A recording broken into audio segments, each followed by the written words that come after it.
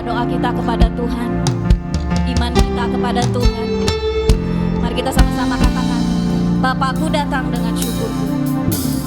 Ku datang dengan syukurku, membawa kerinduan kami Yesus, membawa, amin, kerinduanku Yesus. Ingin ku menyenangkanmu, ingin ku menyenangkanmu.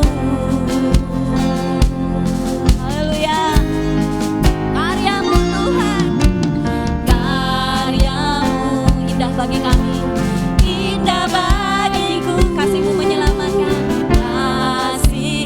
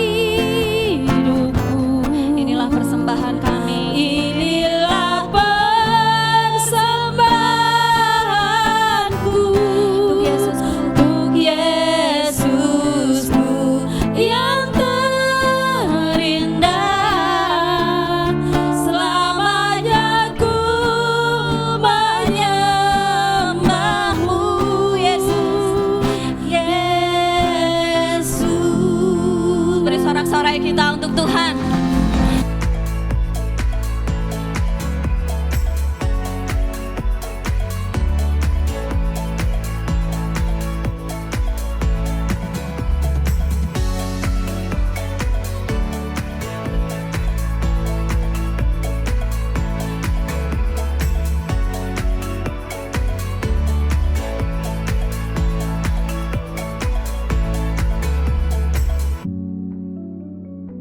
Puji nama Tuhan, Bapak Ibu Saudara-saudari.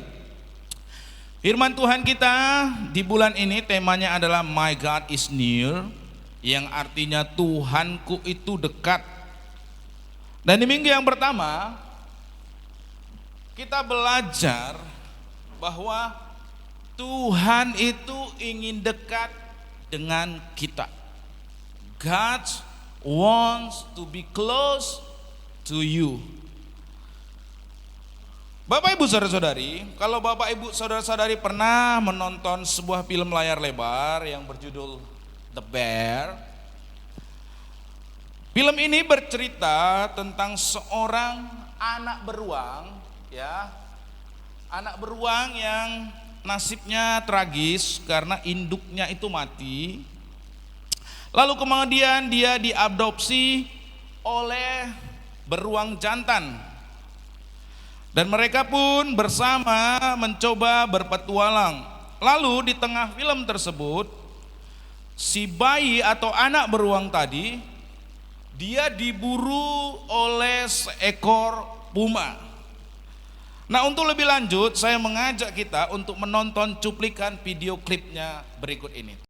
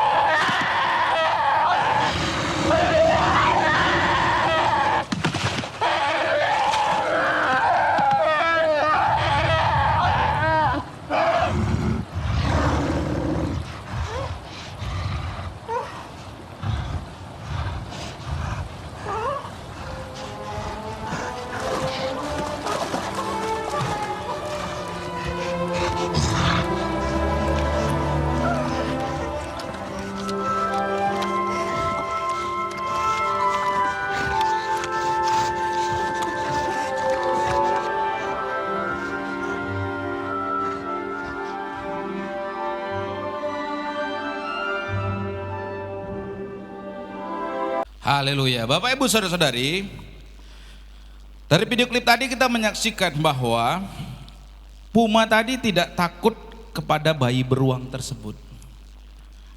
Tetapi Puma tersebut takut karena ada bapaknya, beruang yang jauh lebih besar yang ada di belakangnya. Sehingga itu yang membuat Puma tadi yang hendak memangsa si bayi beruang tadi akhirnya undur diri, gak berani mendekat. Nah Bapak Ibu Saudara-saudari, sama seperti cuplikan yang tadi baru saja kita lihat, sebenarnya sebagaimana sang anak beruang tersebut sangatlah memerlukan penyertaan dan pembelaan dari ayahnya. Sama Bapak Ibu Saudara-saudari, kita juga sangat memerlukan penyertaan dan pertolongan dari Allah yang adalah Bapa kita. Nah Bapak Ibu Saudara-saudari, di tengah berbagai kesukaran dan tantangan kehidupan ini, kita sangat perlu pembelaan Tuhan. Amin. Karena hari-hari ini Bapak Ibu, gelombang kehidupan ini tidak mudah ya. Baru saja kita kemarin selesai COVID, sekarang ini dihadapkan lagi dengan gelombang kesukaran. Ada perubahan iklim, ada keamanan global. Bahkan sekarang saya terkejut, harga beras sudah mahal sekali saudara. Ya kan? Saya kemarin, biasanya saya ingat dulu beli beras rambutan, Bu Istirop kasih uang 50.000. Masih ada kembaliannya saudara, 48.000 saya waktu itu. Terakhir saya suruh beli rambutan udah 55.000 saudara. Sekarang sudah mahal, nggak tahu lagi sekarang udah berapa. Sekarang berapa Bu? Udah 65. Aduh. Nah saudara-saudari, kehidupan saat ini, hari-hari ini tidak mudah Bapak Ibu. Ada seperti Puma tadi ya, ada berbagai macam krisis, ada berbagai macam perubahan yang mengancam kehidupan kita dan yang akan menerkam kita. Disitulah Bapak Ibu, kita sangat memerlukan penyertaan dan pertolongan Tuhan. Bagaikan seperti sang beruang jantan tadi bagi sang anak tadi. Nah Bapak Ibu Saudara-saudari, pertanyaannya sekarang adalah, bersediakah Tuhan itu menyertai dan menolong umatnya?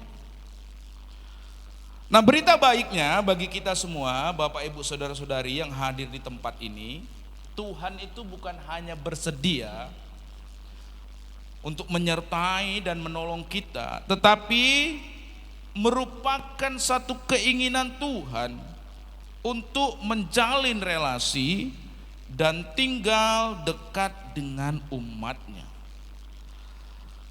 Bersedia dan ingin itu merupakan dua hal yang tidak sama. Kalau saya kayak seperti kemarin acara anak-anak bersedia diajak untuk ke kolam renang, walau sebenarnya saya tidak ingin, itu karena saya sungkan. Kalau saya nggak ikut nanti siapa yang jaga anak-anak? Makanya saya bersedia untuk memenuhi ajakan tersebut. Tetapi lebih jauh dari bersedia, itu yang penting adalah ingin. Kenapa? Karena kalau saya ingin tanpa saya diajak, saya itu akan dengan sendirinya akan berusaha pergi untuk berenang. Bahkan kalau bisa saya yang akan mengajak orang lain untuk berenang. Nah Bapak Ibu Saudara-saudari, Tuhan itu bukan hanya sekedar bersedia untuk menjalin relasi dengan kita, namun Tuhan juga Ia ingin menjalin relasi dengan kita, menyertai dan tinggal dekat dengan umatnya. Keinginannya ini diungkapkan sejak masa penciptaan manusia, sebagaimana yang ditulis dalam Kejadian pasalnya yang ketiga.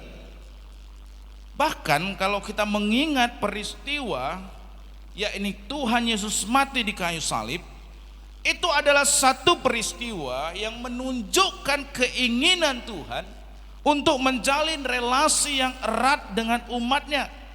Itulah karya penebusan yang Tuhan Yesus lakukan di atas kayu salib 200 tahun yang silam.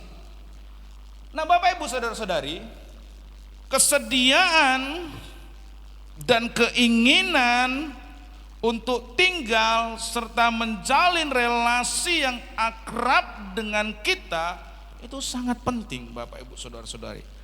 Kenapa? Kalau Tuhan akrab dengan kita, Ia bersedia, Ia ingin menjalin relasi dengan kita, maka masa depan kita tidak perlu khawatir. Kita akan mampu menjalani kehidupan ini dengan kehidupan yang punya tujuan. Amin. Bukan dengan kehidupan yang sia-sia alias tanpa makna.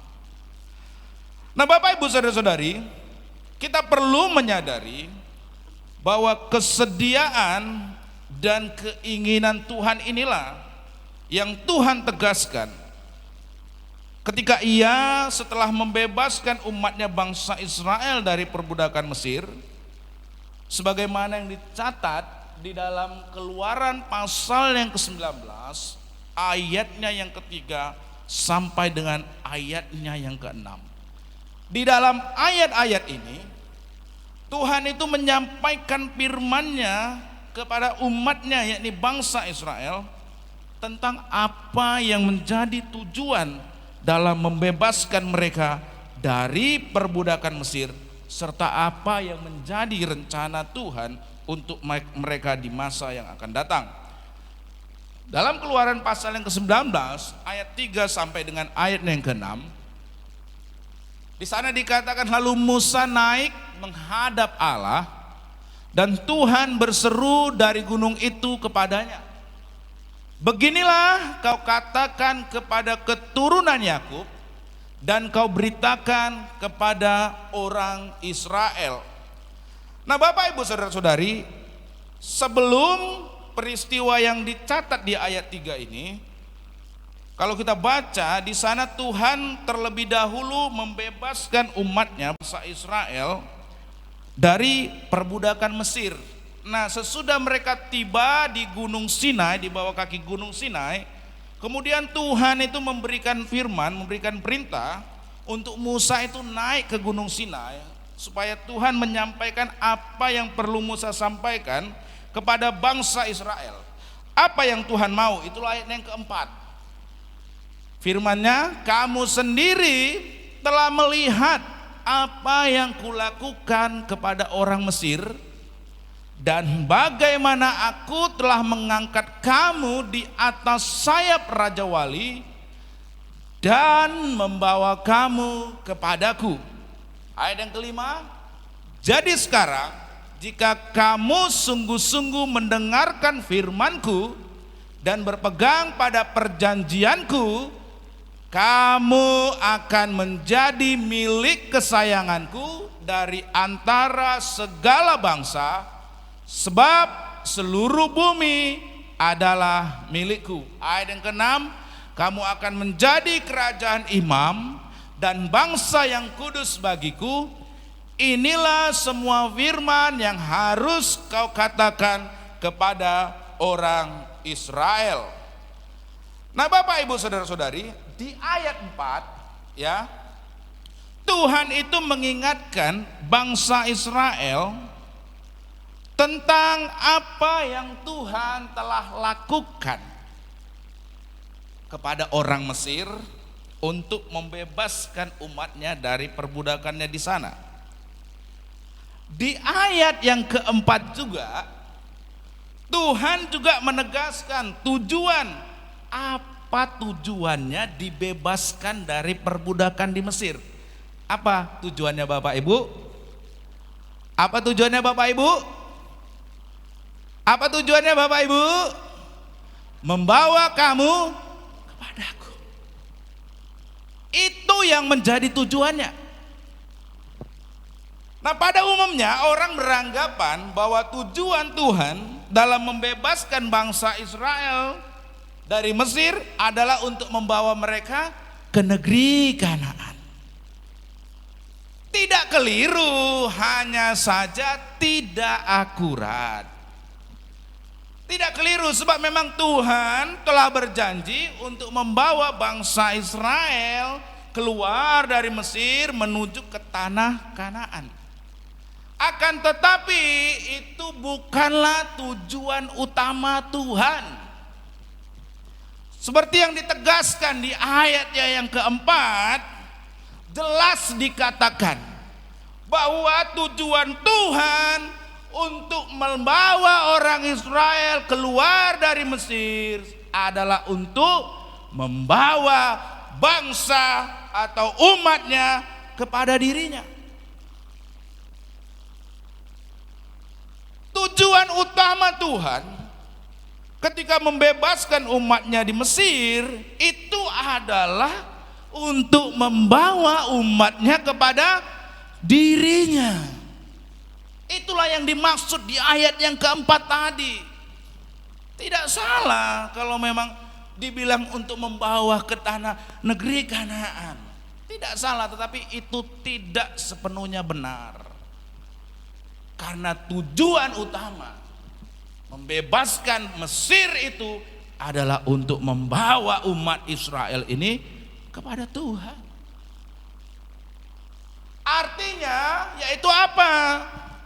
Agar umat Tuhan itu memiliki hubungan dengan Tuhan.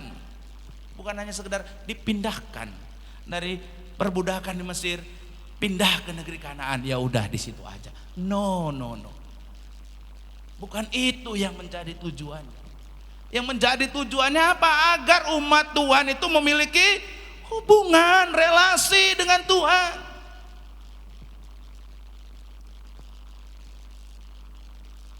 Pemahaman tentang tujuan Tuhan ini sangatlah penting Bapak Ibu Saudara-saudari.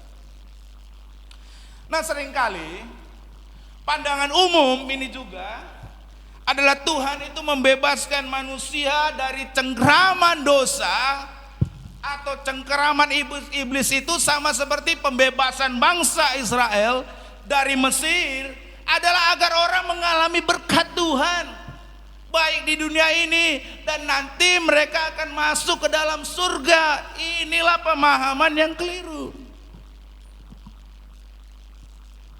Seringkali kita juga demikian. Tidak salah kalau kita mendambakan berkat dalam kehidupan ini, tapi itu bukanlah tujuan yang utama. Bangsa Israel dibawa keluar dari Mesir ke negeri perjanjian tanah Kanaan, itu bukanlah tujuan yang utama. Sama seperti kehidupan kita. Kalau kita itu dibebaskan dari dosa, dari cengkeraman iblis, bukan hanya untuk menikmati berkat saat ini lalu mati nanti masuk surga. No, bukan itu, saudara. Itu pandangan yang keliru. Pandangan umum demikian ini belumlah sepenuhnya benar.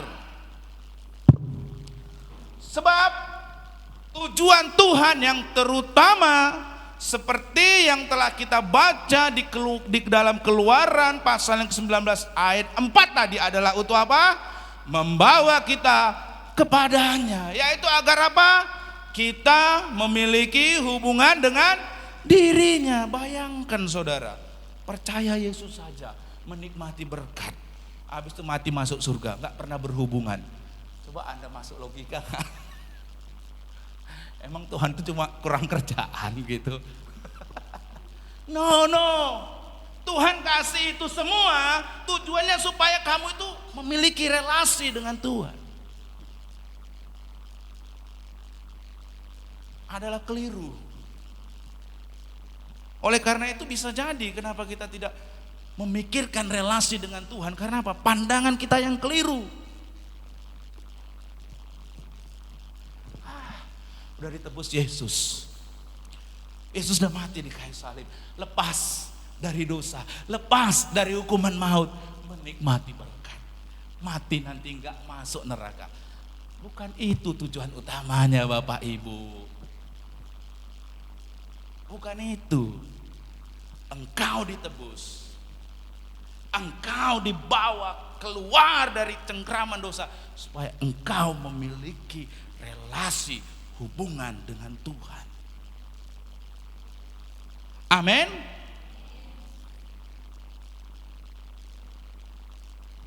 Tentang hal ini Bapak Ibu Saudara-saudari, Dengan memperhatikan firman yang Tuhan sampaikan dalam ayat 4 sampai dengan ayat yang ke-6 tadi, kita itu dapat mengambil kesimpulan bahwa kalau kita itu dapat memiliki relasi yang akrab dengan Tuhan, hal itu adalah karena yang pertama, kalau kita bisa memiliki relasi hubungan yang akrab dengan Tuhan, itu yang pertama adalah karena inisiatifnya Tuhan. Katakan bersama dengan saya, inisiatif Tuhan.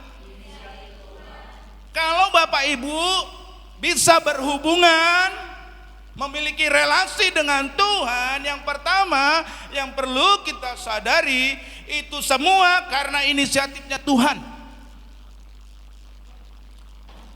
Inisiatif Tuhan bukan karena kita yang terlebih dahulu mendambakan relasi yang erat dengan Tuhan. Mari kita cek diri kita. Namun Tuhan yang terlebih dulu ingin agar kita berada dekat dengan dirinya. Nah, sejak dari awal penciptaan manusia, Tuhan yang selalu berinisiatif untuk membangun relasi dengan manusia yang Ia ciptakan tersebut.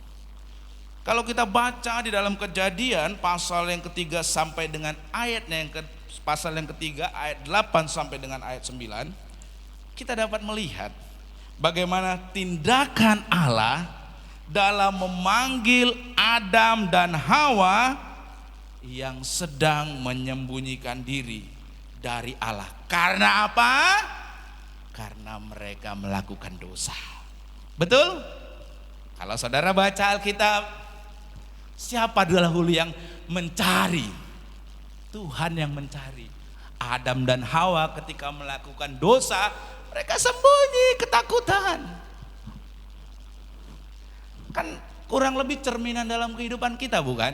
Kalau kita melakukan dosa, sangat jarang kita cari Tuhan. Betul? Siapa di sini yang ketika melakukan dosa cari Tuhan? Malah kalau bisa Anda bersembunyi sejauh-jauhnya dari Tuhan. Betul?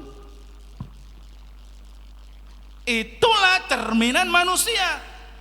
Kalau kita baca, justru bukan manusia yang mencari Tuhan, Tuhan yang mencari manusia. Tuhan yang mencari Adam dan Hawa yang bersembunyi ketika mereka melakukan dosa. Allah yang berinisiatif mencari mereka. Ketika mereka mendengar bunyi langkah Tuhan Allah yang berjalan-jalan dalam taman itu pada waktu hari sejuk, bersembunyilah manusia dan istrinya itu terhadap Tuhan Allah di antara pohon-pohonan dalam taman. Tetapi Tuhan Allah memanggil manusia itu dan berfirman kepadanya, "Di manakah engkau, Adam dan Hawa?" Bukan Adam dan Hawa yang mencari Allah, namun apa? Allah lah yang berinisiatif mencari mereka.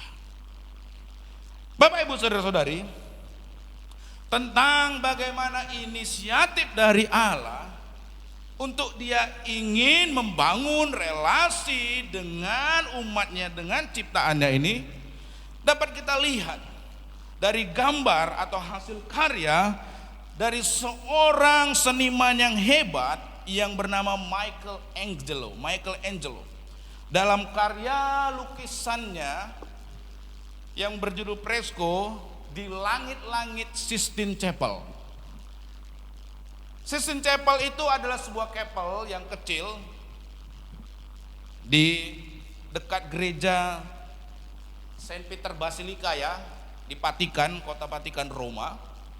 Nah, dalam kapel tersebut ya, Bapak Ibu saudara-saudari, pada langit dari Sistine Chapel ini, kapel ini, tempat diselenggarakan pemilihan paus tersebut, pada 500 tahun yang lampau, Michelangelo itu melukiskan 9 peristiwa di dalam kitab Kejadian. Di antaranya yaitu peristiwa penciptaan Adam. Nah ini ya, Sistine Chapel ini, nanti saudara, kalau kita ada uang kita kesini ya saudara ya, kita lihat lukisan ini saudara. di kota Vatikan Roma sana ya saudara. Ini karya asli dari yang namanya Michelangelo, seniman hebat. Dia melukiskan ini saudara. Tadi itu tentang peristiwa penciptaan ya saudara. Nah, pada langit-langit Sistine Chapel ini, lukisan tentang penciptaan Adam tersebut hampir di tengah-tengah dari langit-langit yang berukuran 40 kali 13 meter tersebut. Sehingga peristiwa penciptaan Adam itu seolah-olah merupakan pusat dari langit-langit kapel tadi. Nah, fresko menggambarkan Allah maupun Adam itu mengulurkan jari telunjuk yang terjulur dan yang hampir bersentuhan. Nih ya saudara, lukisannya itu di langit-langitnya itu saudara, ini lukisannya ya. Perhatikan lukisannya. Hanya saja apabila itu Allah nampak sedang bergerak untuk menyentuh jari Adam dengan jari telunjuknya, Adam itu dilukiskan sedang apa? Berbaring. Berbaring dengan santai dan tangannya terulur untuk menerima sentuhan dari jari Allah. Perhatikan gambar ini saudara. Tuhan itu nampak sedang bergerak untuk menyentuh jari Adam. Adam sedang bersantai. Ini dilukis abad ke-15 loh saudara.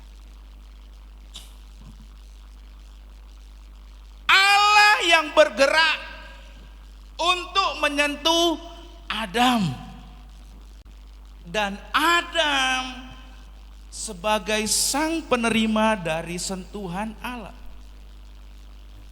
Gambar ini menunjukkan bahwa Allah yang berinisiatif untuk menyentuh Adam. Dan Adam itu sebagai pihak yang menyambut keinginan dari Allah tersebut. Perhatikan jarinya itu di zoom saudara. Inisiatifnya itu datang dari Allah. Terlihat dari jarinya yang berusaha menggapai jarinya Adam. Tapi lihat Adam.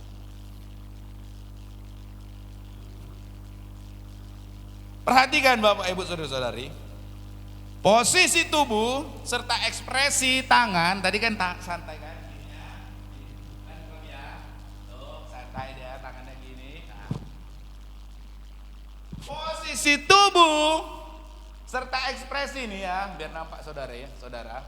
Posisi tubuh serta ekspresi tangan Allah dan Adam itu nampak seperti sederhana saja. Namun di baliknya itu terkandung pesan yang sangat penting dan ini sangat sesuai dengan Alkitab. Apa pesannya?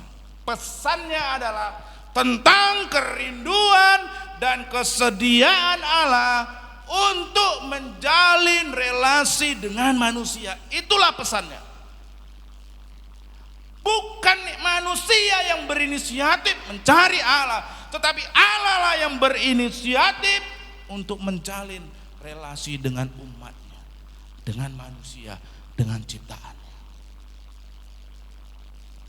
Allah yang maha mulia, pencipta alam semesta, bersedia untuk berada dekat dengan manusia yang adalah ciptaannya. Makanya luar biasa Michelangelo ini lukisannya Bapak Ibu. Nampaknya sederhana, tetapi memiliki pemahaman yang sangat mendalam. Di sana ditunjukkan bahwa Allah yang bergerak, Allah yang berinisiatif untuk menjalin relasi dengan manusia. Allah yang maha mulia, Allah yang perkasa, pencipta alam semesta. Dia mau, dia bersedia, berinisiatif untuk dekat dengan manusia yang adalah ciptaannya. Dan itulah wujud dari anugerah Allah. Itulah anugerah Allah Bapak Ibu Saudara-saudari bagi kita. Bahwa Allah yang berinisiatif, bukan kita.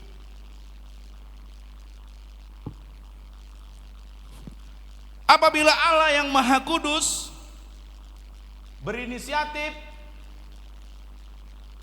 apabila Allah yang Maha Kudus berinisiatif untuk menjalin relasi dengan manusia yang adalah ciptaannya, itu bukan karena Tuhan butuh relasi tersebut. Amin.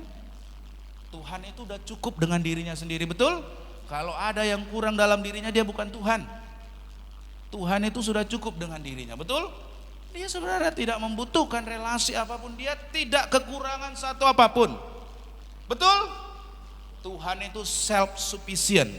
Tuhan itu cukup dengan dirinya. Dia tidak butuh apapun.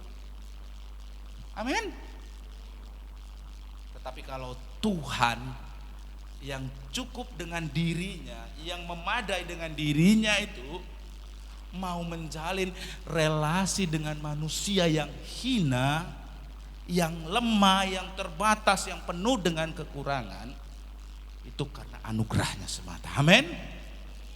Bukan karena Tuhan membutuhkan relasi tersebut, tidak.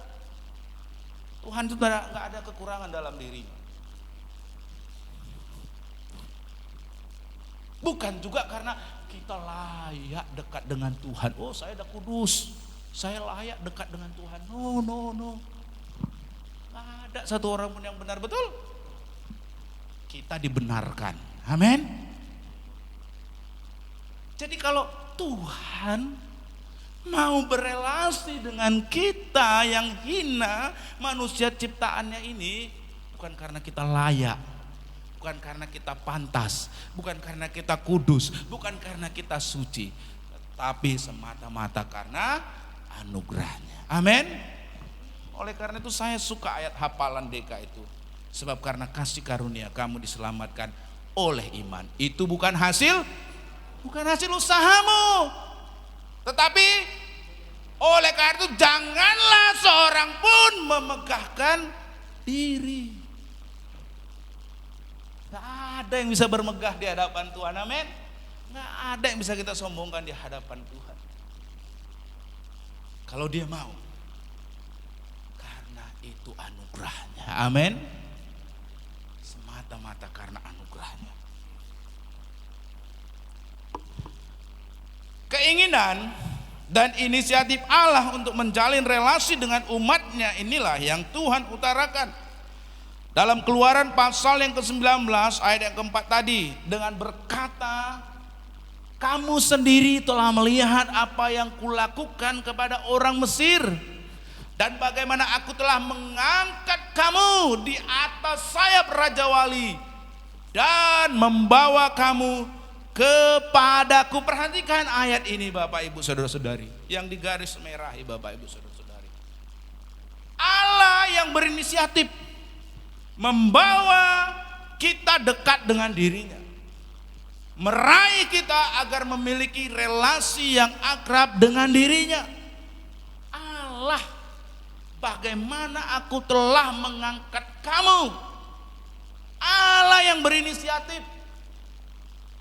Kesediaan dan keinginan Tuhan menjalin relasi yang erat, ini yang patut kita syukuri Bapak Ibu. Amin. Kita patut bersyukur. Kalau Allah yang maha suci, maha kudus, maha mulia, pencipta alam semesta itu bersedia menjalin relasi dengan kita, kita patut bersyukur. Karena tidak pantas, kita ini sebenarnya tidak layak. Jadi kalau Tuhan mau berelasi dengan kita, harusnya kita bersyukur. Amin. Bersyukur dan pada akhirnya membangkitkan pengharapan dalam diri kita. Amin. Karena Tuhan adalah pribadi yang maha kuasa, yang kuasanya tidak terbatas. Kalau saya berelasi dengan dirinya, maka segala perkara tidak ada yang mustahil dalam hidup saya. Amin. Itu yang harusnya membangkitkan pengharapan dalam hidup kita. Dan yang kedua, relasi yang akrab dengan Tuhan. Kalau yang pertama tadi karena inisiatif Tuhan, yang kedua adalah karya Tuhan. Karena apa saudara? Karya Tuhan. Katakan bersama dengan saya, karya Tuhan. Kalau Anda hari ini bisa beribadah, Anda bisa beribadah kepada Tuhan, itu semua karena karya Tuhan. Amin. Makna yang lebih jauh dari anugerah ini amatlah penting tentang yang namanya karya Tuhan ini, Bapak Ibu. Anugerah adalah kebaikannya yang kita terima bukan karena kebaikan kita, amin, maupun usaha kita. Sekali lagi, di dalam anugerah bukan karena kebaikan ataupun usaha kita, amin. Mari kita bertanya, sudah sebaik apakah diri kita? Sudah sebenar apa usaha kita? Pantas nggak kita mau mendebat Tuhan gitu? Tuhan, aku udah baik kali loh, udah gini-gini. Atau Tuhan, aku udah banyak melakukan gini. No. Dalam konsep anugerah, kebaikan yang kita terima bukan karena kebaikan dan usaha kita, Bapak Ibu Saudara-saudari, tetapi karena karya Allah yang berinisiatif untuk melimpahkan kebaikannya kepada kita. Karena Allah semata, karena anugerahnya semata. Oleh karena itu menarik Bapak Ibu berbicara tentang anugerah ini, Bapak Ibu. Tidak ada yang bisa kita banggakan, amin. Tidak ada yang bisa kita sombongkan di hadapan Tuhan, amin. Karena kalau Ia melakukannya, bukan karena kita baik, bukan karena kita pantas, bukan karena kita layak, bukan karena usaha kita, tapi semata-mata karena anugerahnya, karena karya aja. Anugerah adalah kebaikan Tuhan yang kita terima bukan karena kebaikan kita dan juga bukan karena usaha kita. Tuhan yang berinisiatif menyelamatkan kita, yaitu dengan datang ke dunia dalam keadaan sebagai seorang manusia dan mengorbankan dirinya sampai mati di kayu salib. Yang setuju katakan amin. Ya, itulah karya Tuhan. Tuhan yang berinisiatif. Tuhan yang datang inkarnasi dalam daging menjadi manusia, mengorbankan dirinya sampai mati di kayu salib. Kalau karena usaha saya, kebaikan saya, tidak akan mampu menggerakkan Tuhan untuk datang menjadi manusia. Amin. Tapi karena inisiatifnya semata, karena anugerahnya semata, bukan karena kita, bukan karena saya, bukan karena kita semua yang ada di sini.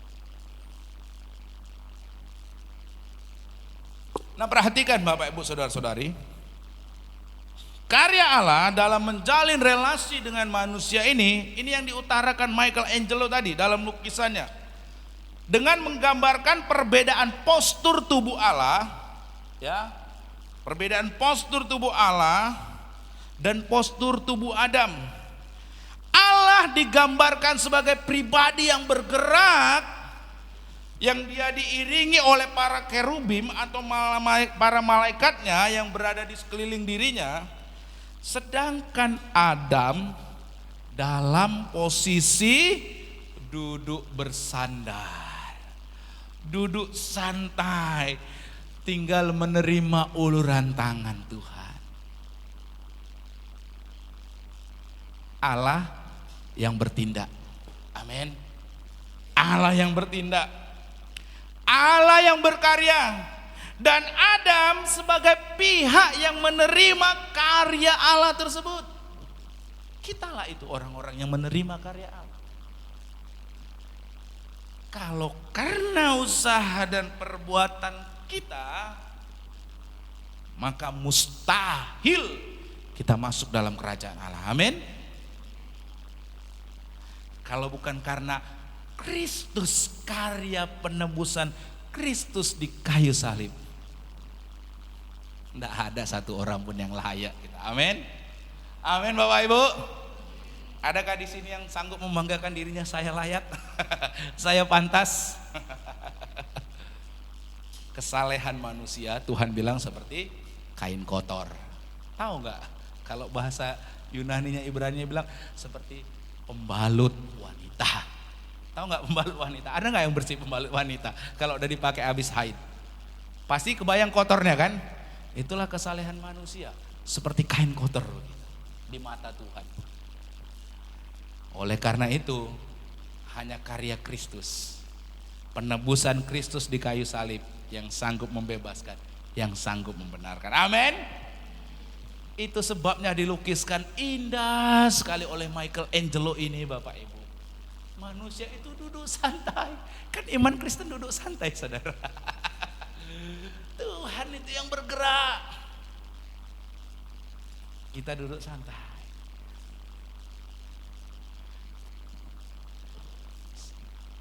Saya berdoa kita semua nanti satu saat bisa pergi ke Sistine Chapel ya saudara ya.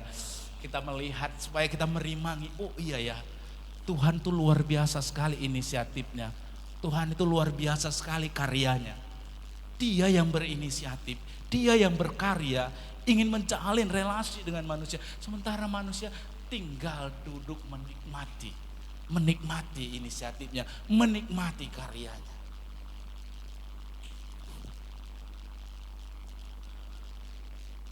Tindakan Allah dalam menyelamatkan umatnya inilah, dan bagaimana tindakan Allah untuk menjalin relasi dengan umatnya inilah sejajar dengan yang Tuhan lakukan dalam membebaskan umatnya Israel dari perbudakan Mesir. Hal ini diutarakan dalam Keluaran pasal yang ke-19 ayat yang keempat. Perhatikan ayat ini Bapak Ibu Saudara-saudari. Kamu sendiri telah melihat apa yang kulakukan. Ada kata kerja pertama di situ. Kulakukan kepada orang Mesir, dan bagaimana aku telah mengangkat kamu di atas sayap Raja Wali, dan kemudian ada membawa kamu kepadaku. Perhatikan ayat ini Bapak Ibu Saudara-saudari. Di dalam ayat ini, di dalam Keluaran pasal yang ke-19 ayat yang keempat ini, diutarakan kata kerja yang menggambarkan 3 tindakan Allah. Ada apa? Lakukan, mengangkat, membawa. Tindakan yang Allah lakukan agar membawa umatnya ini menjalin relasi dengan Tuhan. Yang pertama, kalau kita membaca Alkitab, tentu kita tahu apa yang Tuhan lakukan kepada orang-orang Mesir, betul? Apa yang Tuhan lakukan untuk membebaskan bangsa Israel dari perbudakan di Mesir? Ada yang masih ingat guru sekolah minggu? Apa? Apa perlu turun kita sekolah minggu? Tentu saudara masih ingat tentang 10 tulah, betul? Itu yang Tuhan lakukan. Kalau Tuhan tidak lakukan 10 tulah, Raja Mesir itu tidak akan izinkan bangsa Israel keluar dari tanah Mesir, betul? Bahkan dah 10 tulah pun sadar dia udah pergi bangsa Israel masih dikejar, saudara. Itu yang Tuhan lakukan.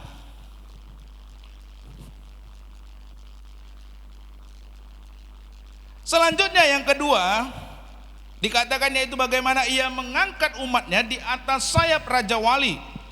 Kalau kita membaca Ulangan pasal 32 ayat yang 11 sampai ayat yang kedua, dijelaskan Musa apa yang menjadi tindakan Allah dalam menuntut umatnya di padang gurun. Kalau kita baca, Tuhan itu membelah laut Teberau, betul? Menurunkan apa lagi? Menurunkan apa? Mana? Terima kasih Bu Ani ya. Lalu memberi minum umatnya di padang gurun yang kering. Tuhan bisa kasih umatnya minum. Nah inilah yang Tuhan lakukan, yang dimaksudkan dengan mengangkat mereka, ya.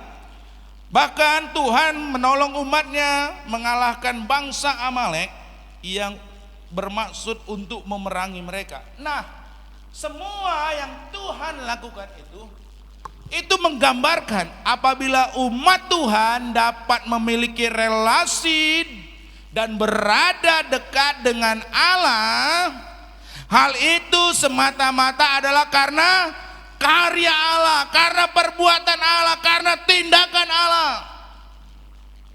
Kalau bukan karena karyanya Allah, bangsa Israel tidak akan mungkin bisa mendekat kepada Allah.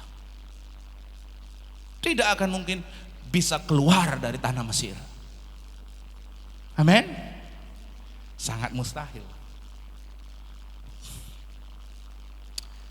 Oleh karena itu, saudara-saudari, ada syair lagu yang sangat populer pada masa lampau, yang kata-katanya itu tidak cukup menggambarkan secara akurat tentang anugerah Allah.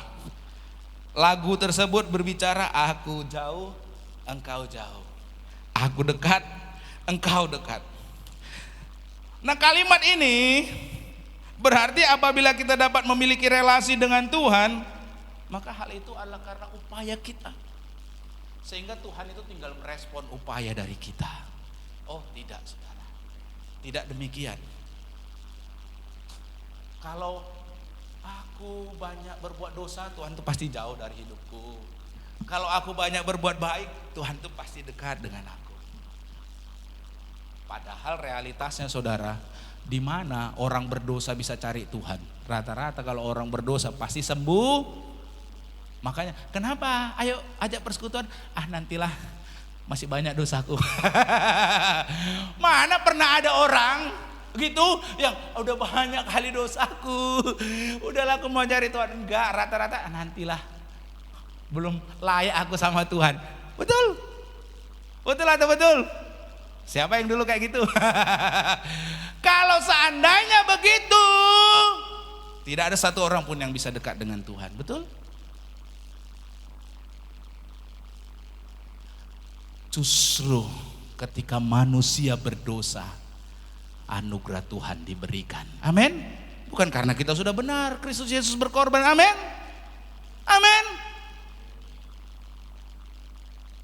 Sekalipun kita jauh, Tuhan ingin dekat dengan kita. Amin. Oleh karena itu jangan heran kalau dalam berbagai peristiwa kehidupan saudara, oh kok bisa ya terjadi begini? Oh, rupanya Tuhan mau saya kembali. Itu dia, saudara. Saudara berusaha menjauh, tetapi Tuhan lewat karyanya berusaha membawa Anda kembali dekat dengan dirinya.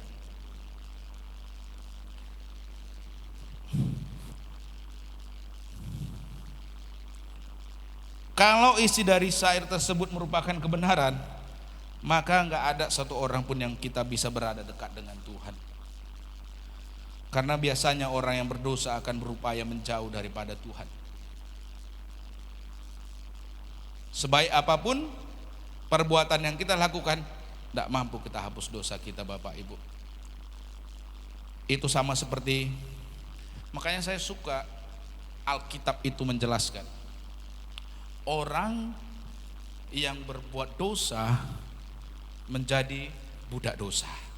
Betul? Betul kan, saudara? Coba saudara sering nonton film enggak? Sering nonton film perbudakan enggak? Sering. Budaknya itu mau melakukan apapun yang baik, bisa enggak ia merdeka dari tuannya? Enggak bisa, saudara. Walaupun udah kerja rodi, nyiapin ini, ngelakukan itu, semua perbuatan baik yang ia lakukan, tetap aja ia tetap menjadi seorang budak. Tidak akan pernah ia mampu membebaskan dirinya, kecuali ada yang membayar. Betul? Ada yang membayar. Budak itu lepaskan, bebaskan dia. Berapa bayarannya? Sekian. Baru budak tersebut bebas. Betul? sebaik apapun dia, sebanyak apapun yang ia kerjakan, kalau dia budak, tetap budak. Kecuali ada yang membayar, ada yang menebus nih. Itulah konsep penebusan dalam diri kita. Mau sebaik apapun kita, tidak mampu kita membayar sama Tuhan. Amin. Mampu kita.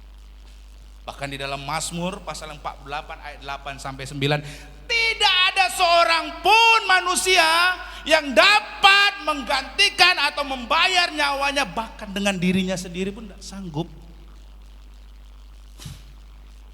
Oleh karena itu karya penebusan kenapa mahal? Karena Anda dibayar sama darah Kristus. Anda bebas, lepas dari budak. Amin. Luar biasa saudara. Bukan karena kebaikan Anda, mau sebaik apapun, mau sebanyak apapun usaha saudara, saudara tetap budak. Kecuali Anda ditebus, dimerdekakan, dibayar. Makanya saya suka lagu kan, bukan dengan barang fana kau membayar dosaku, dengan darah yang mahal. Kan gitu kan? Amin. Itulah karya Tuhan Bapak Ibu Saudara-saudari.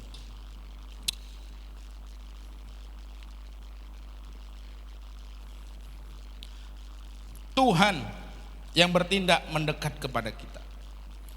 Bahkan ketika kita pun berupaya menjauh daripada Tuhan, maka dialah yang bertindak untuk mencari kita. Hal ini yang sama terjadi dengan Adam dan Hawa, seperti yang terjadi di Taman Eden tadi, di Kejadian pasal yang ketiga. Adam dan Hawa ketika jatuh dalam dosa, mereka berupaya menyembunyikan diri mereka dari Allah. Tetapi Allah yang berinisiatif mencari mereka. Allah yang berinisiatif mendatangi mereka. Itulah karya Tuhan. Itulah yang menjadi pedoman bagi kita. Jadi satu terang, titik terang bahwa Tuhan itu bersedia menjalin relasi dengan kita, bahkan sekalipun kita jauh daripadanya, bahkan sekalipun kehidupan kita penuh dengan dosa, Bapak Ibu Saudara-saudari. Karena kalau kita bisa dekat dengan Tuhan, itu adalah karena inisiatif dan karena karya Tuhan, bukan karena usaha dan perbuatan kita. Dan yang terakhir, relasi yang akrab dengan Tuhan. Kalau tadi kita menyimak, yang pertama karena inisiatif Tuhan, yang kedua karena karya Tuhan, itulah anugerah Tuhan. Yang ketiga, kalau kita bisa akrab, itu karena tanggapan kita terhadap anugerah Tuhan. Amin.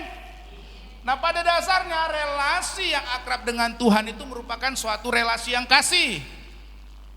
Relasi kasih antara dua pribadi baru akan terjalin bila kasih dari pribadi yang pertama ditanggapi pula dengan penuh kasih oleh pihak yang kedua. Itu sama seperti gini, Bang Melki menyatakan kasihnya kepada seorang pemudi. Seorang pemudi tadi harus merespon kasih tersebut sehingga terjalinlah relasi. Tapi kalau sang pemudi bilang no, tidak, maka tidak akan terjalin relasi, betul? Jadi harus ditanggapi kasih tersebut, baru terjalin relasi. Nah, memang Tuhan mengasihi kita. Dalam kasihnya itu ia berinisiatif dan berkeinginan untuk menjalin relasi yang akrab dengan kita. Tuhan itu inisiatif, Tuhan sudah berkarya. Bahkan ia berkarya lewat pengorbanan kasihnya, Kristus Yesus Tuhan kita di atas kayu salib. Namun tidak berhenti hanya sampai di situ, Bapak Ibu. Kita harus menyambut kasih Tuhan itu dengan iman dan kasih yang sungguh-sungguh kepadanya. Amin. Kalau tidak kita sambut, maka kasih Tuhan itu bertepuk sebelah tangan. Sama seperti cinta bertepuk sebelah tangan. Satu pihak saja yang kasih, yang sana no. Sama juga kalaupun Tuhan sudah berinisiatif, sudah berkarya, tetapi kalau kita tidak tanggapi kasihnya tersebut, inisiatif dan karyanya, maka kita tidak akan pernah menjalin relasi yang akrab dengan Tuhan. relasi kasih tersebut tidak akan pernah terjalin, Bapak Ibu Saudara-saudari. Inilah yang diutarakan dalam pasalnya yang ke-19, Keluaran pasal 19 ayat 5 sampai 6 yang sudah kita baca tadi. Di sana dikatakan, jadi sekarang jika kamu sungguh-sungguh mendengarkan firman-Ku dan berpegang pada perjanjian-Ku, kamu akan apa? Menjadi milik kesayangan-Ku dari antara segala bangsa, sebab seluruh bumi adalah milikku. Ayat yang ke-6, kamu akan menjadi kerajaan imam dan bangsa yang kudus bagiku. Inilah semua firman yang harus kau katakan kepada orang Israel. Perhatikan di ayat yang kelima, Bapak Ibu Saudara-saudari. Pada ayat yang kelima ada kata jika dan akan. Jika dan akan itu menunjukkan suatu sebab dan akibat. Betul? Di ayat yang kelima tadi saudara lihat. Jadi sekarang jika akan. Jika akan itu adalah suatu sebab akibat. Jika dan akan itu menunjukkan suatu persyaratan. Sama seperti seorang ayah berkata begini, jika kamu rajin belajar, maka ayah akan memberi kamu hadiah. Berarti syarat agar sang anak menerima hadiah, ia harus bersedia untuk belajar dengan rajin. Relasi yang akrab dengan Tuhan harus ditanggapi. Jika akan. Nah, Bapak Ibu Saudara-saudari, demikian pula apabila umat Tuhan agar berharap mereka menjadi milik kesayangan, maka mereka apa? Harus menaati firman Tuhan dengan apa? Iman dan berpegang di dalam kasih kepada perjanjian yang telah Tuhan buat dengan mereka. Gimana Tuhan itu mau akrab dengan kita kalau kita tidak menanggapi kasihnya tersebut dengan menanggapinya dengan iman dan kasih yang sungguh-sungguh kepadanya. Cintanya bertepuk sebelah tangan, saudara. Haleluya.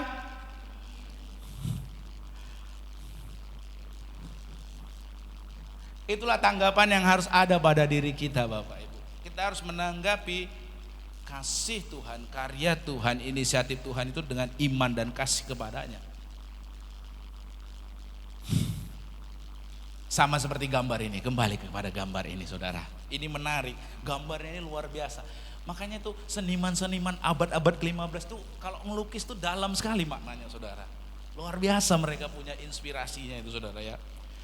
Kembali ke lukisan ini Bapak Ibu. Ya, inilah tanggapan yang harus ada pada diri kita umat Tuhan terhadap anugerah yang Tuhan berikan kepada mereka. Tidaklah mengherankan apabila dalam lukisan karya Michelangelo ini tentang penciptaan Adam tadi, lihat ya, jari telunjuk Allah yang terjulur kepada Adam, sedangkan jari telunjuk Adam terjulur kemana? Bawah. Tuhan dah gini, Adamnya kiuk. Ya, Adam tuh terjulur ke bawah. Di antara kedua jarak ini tipis jaraknya saudara.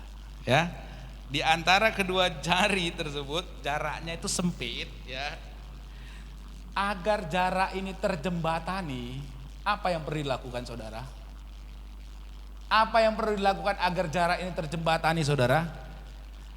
Si Adam itu tinggal luruskan jarinya. Betul? Tinggal dia luruskan jarinya, maka jarak yang memisahkan antara Tuhan dan Adam ini bersatu. Yang diperlukan adalah kesediaan Adam untuk mengangkat jarinya. Luar biasa makna lukisannya, saudara. Supaya ketemu, matching, tinggal sedikit aja kesediaan Adamnya untuk ngangkat jarinya. Sama juga Tuhan itu dalam kehidupan kita, tinggal kesediaan kita saja mau tidak menerima, mau tidak untuk bersedia kita menjalin relasi akrab dengan Dia. Karena Tuhan itu sudah menunjukkan inisiatifnya, karyanya. Ia yang memulai, Ia yang bergerak. Tinggal kita yang tinggal bersedia tidak. Kalau Adam bersedia menanggapi uluran kasih Tuhan dengan menyerahkan diri kepada Tuhan dalam iman dan kasih, barulah relasi kasih antara Adam dan Allah itu akan terjalin. Bagian Allah sudah lakukan. Tinggal bagian Adam, bagian kita, Bapak Ibu, amin. Tinggal bagiannya siapa sekarang? Kita. Tuhan itu sudah tidak usah diragukan. Bagian kita yang Adam yang sedang bersantai tadi, bersedia kita tidak untuk menjulurkan tangan kita menyambut kasih Tuhan. Apabila kita dapat memiliki relasi yang akrab dengan Tuhan, itu bukan karena upaya kita, tapi karena anugerah Tuhan. Akan tetapi anugerah tersebut akan menjadi sia-sia kalau apa? Kita tidak menanggapinya dengan iman dan kasih kepada Tuhan. Saya tadi merenungkan pagi hari tadi, saudara, tentang yang namanya menanggapi anugerah Tuhan di dalam iman dan kasih. Saya merenungkan seperti ini, Bapak Ibu saudara-saudari. Saya tuh teringat firman Tuhan yang bilang, siapa yang terdepan, siapa yang terdahulu menjadi yang terakhir. Siapa yang terakhir bisa menjadi yang terdahulu. Coba renungkan dalam kehidupan kita, Bapak Ibu. Coba ini renungkan. Berapa banyak dalam kehidupan kita, awalnya kita dahulu di depan.